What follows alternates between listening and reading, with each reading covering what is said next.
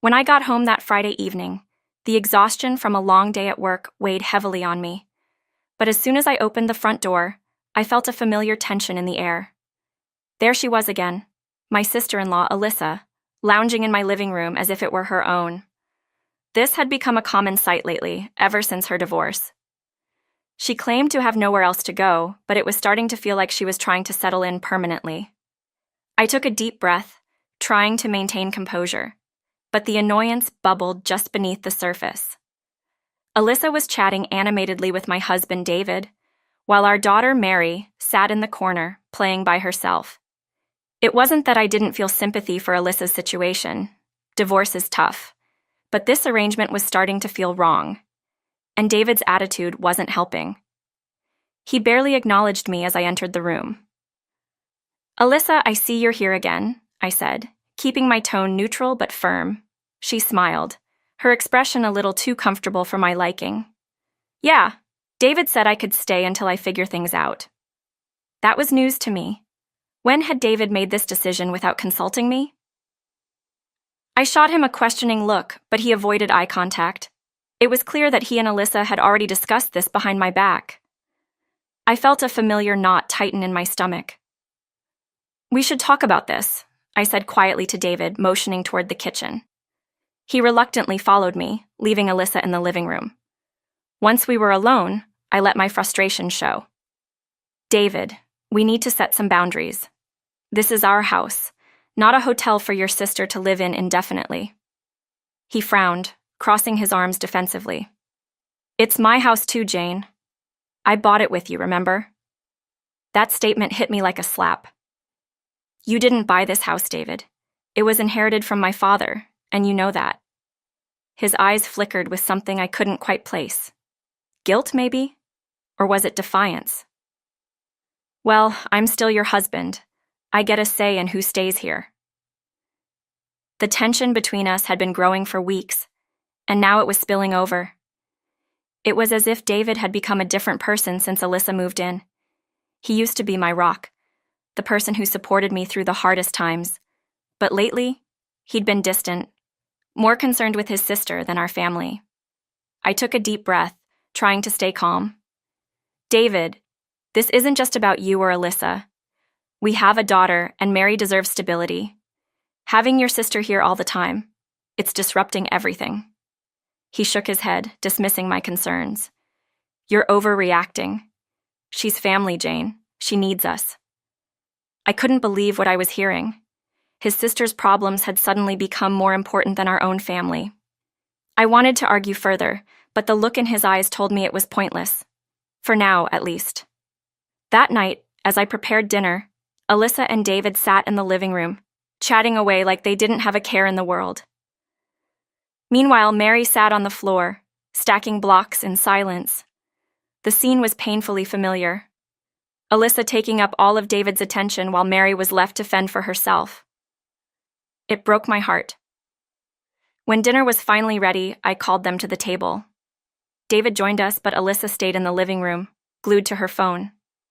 I tried to make conversation, but the tension at the table was thick. David barely spoke to me, and when he did, his words were short and clipped.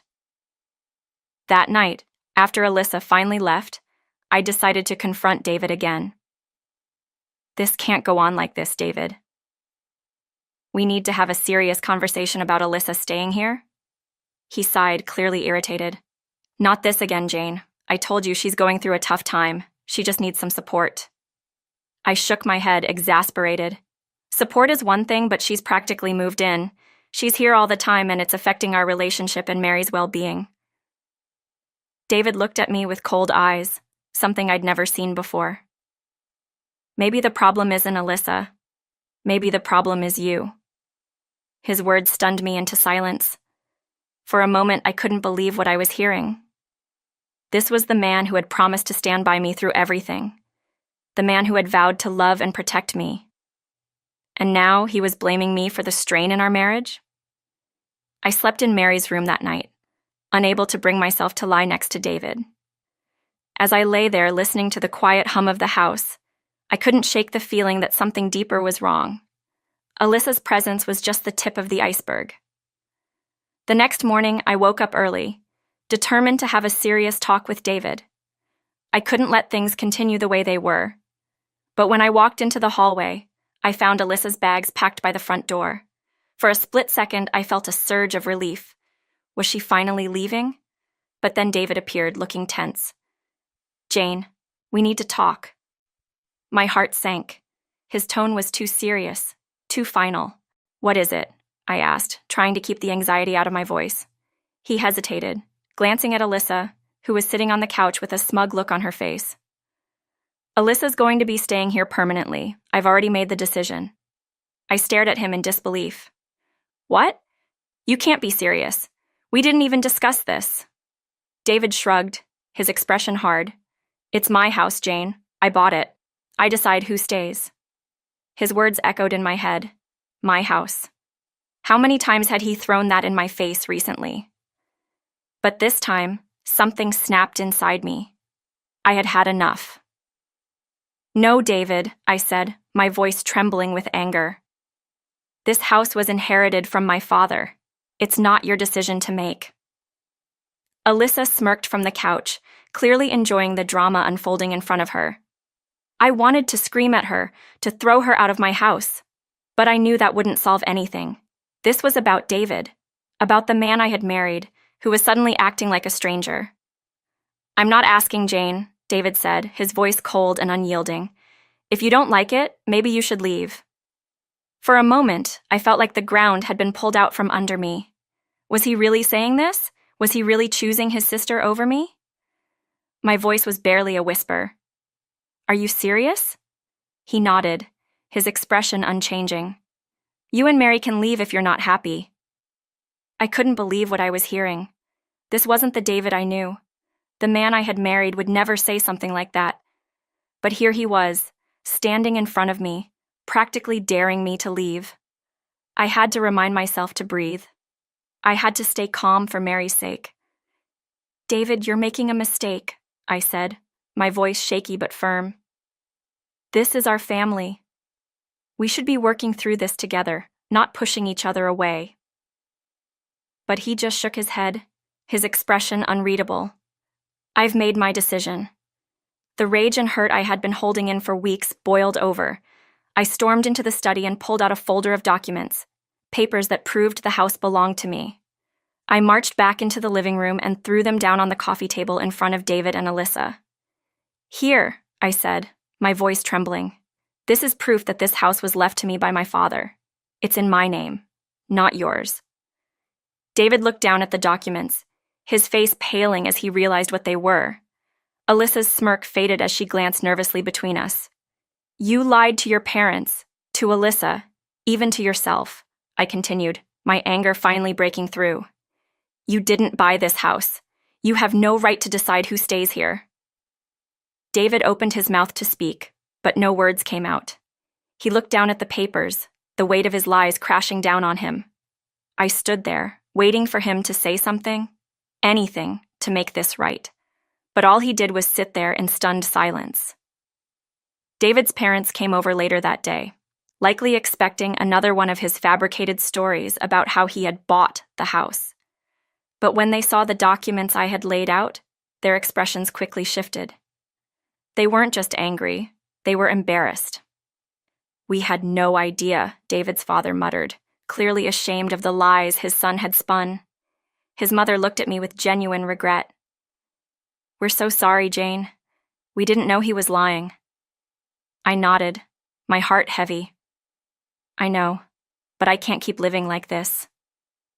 David sat in silence, staring at the floor as his parents scolded him for the deception. But I wasn't interested in their family dynamics anymore. My mind was made up. "This marriage is over," I said quietly but firmly. "I want a divorce." David finally looked up at me, panic flashing in his eyes. "Jane, wait. Let's talk about this." But it was too late. My decision had been made. The love I once had for him was gone, replaced by a cold emptiness that came from weeks of betrayal and manipulation. The divorce process moved quickly after that. David signed the papers without much resistance, knowing that he had no leg to stand on. His parents, though disappointed, supported my decision. Alyssa disappeared from our lives, no longer the smug presence in my home. She was gone just as quickly as she had arrived. Now, it's just Mary and me in the house. My house, the one my father left to me. There's a strange peace in the quiet. No more tension, no more arguments, just the two of us living our lives as we should have been all along. Mary is thriving, happy to have the house back to herself. She doesn't ask about David much, and I don't push. It's better this way, for both of us. As I look around the house, I'm filled with a sense of relief. This house, once a battleground of lies and manipulation, is now a sanctuary again. A place where my daughter and I can create new memories, just as my father had wanted. I don't know what the future holds, but for the first time in a long while, I feel hopeful. And I know, whatever comes next, I'll face it with strength and clarity. This is my home. I don't know what the future holds, but for the first time in a long while, I feel hopeful. And I know, whatever comes next, I'll face it with strength and clarity. This is my home, and I'm finally free to live in it the way I was meant to.